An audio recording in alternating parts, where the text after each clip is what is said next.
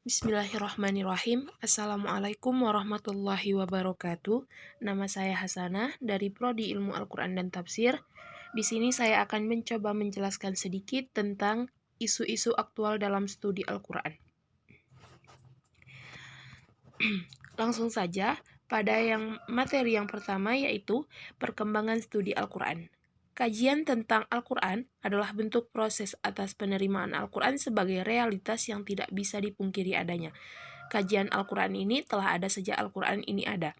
Dan perhatian ini bukan hanya terjadi pada Nabi Muhammad SAW saja dan umatnya saja, akan tetapi kajian ini menjadi perhatian bagi kaum Quraisy.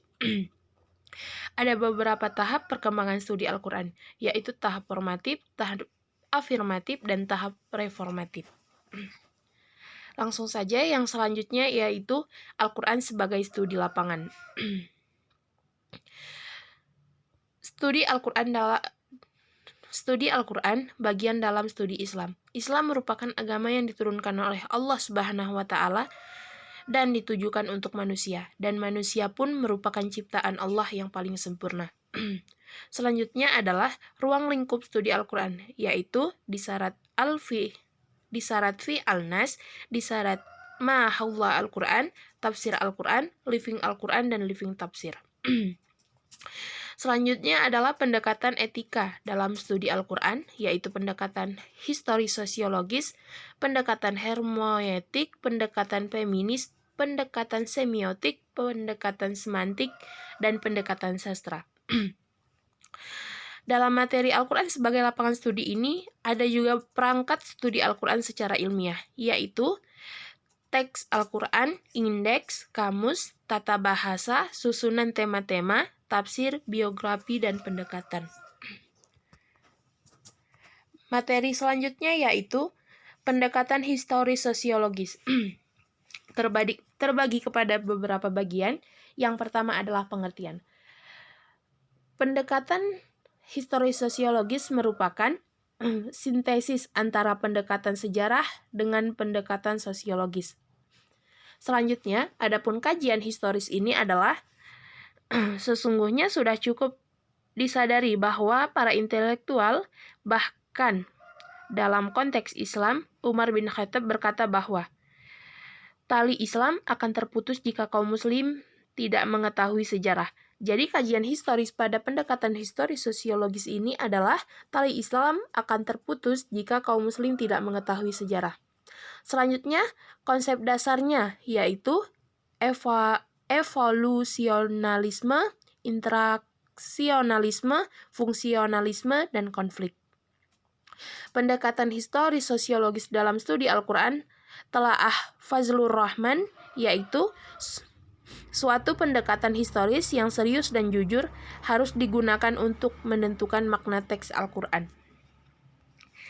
Kita masuk pada materi selanjutnya, yaitu pendekatan hermeneutika, yaitu pengertiannya adalah hermeneutika adalah sama dengan menelusuri masa lalu.